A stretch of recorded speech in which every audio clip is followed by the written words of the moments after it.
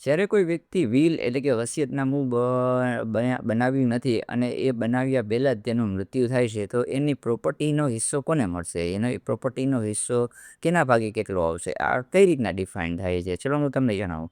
નમસ્કાર સાથી મિત્રો, હું advocate Jaydeep Bodh, advocate of the Gujarat high court law simplified પરિવારમાં તમામ મિત્રોનું હાર્દિક સ્વાગત કરું છું.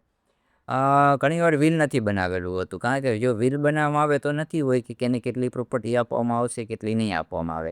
પરંતુ પ્રોપર્ટી માટેનું વિલ જો વસિયતનામું તૈયાર નથી કર્યું અને એની પર જ એક્સપાયર થઈ જાય, તો આવા કિસ્સામાં લીગલ વારસદારોને તેમની પ્રોપર્ટી આપવામાં આવતી હોય છે. હવે લીગલ વારસદારને સરખા હિસ્સે પ્રોપર્ટીનો વહેંચણી કરવામાં આવતી હોય છે. તો લીગલ વારસદારો કોણ કોણ હોય? તો પ્રથમ સીધી રીતિના વારસદારો હોય છે. હવે સીધી રીતિના વારસદારોની અંદર કોને કોને પ્રોપર્ટી મળે? તો પ્રથમ તો મૃત્યુ પામનારના પત્નીને મળે છે.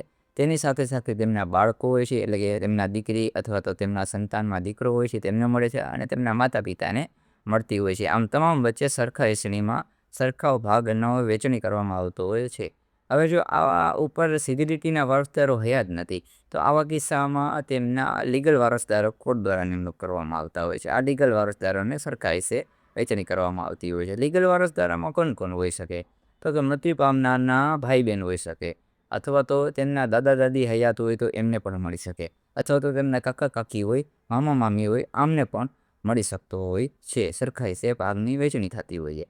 હવે અમુક કિસ્સામાં લીગલ વારસદારો પણ હયા જ નથી, તો આવા કિસ્સામાં શું કરવું? તો આવા કિસ્સામાં કોર્ટ એ સરકારને પ્રોપર્ટી આપે છે. તમામ પ્રોપર્ટી ઉપર સરકાર એ પોતાનો હક પ્રાપ્ત કરી શકે છે. તો આ રીતના મૃત્યુ પામનારના વારસદારોને વહેંચણી કરવામાં આવતું હોય છે તેની પ્રોપર્ટીનું. વધુ માહિતી માટે તમે મને DM કરો. જય ભીમ, જય ભારત.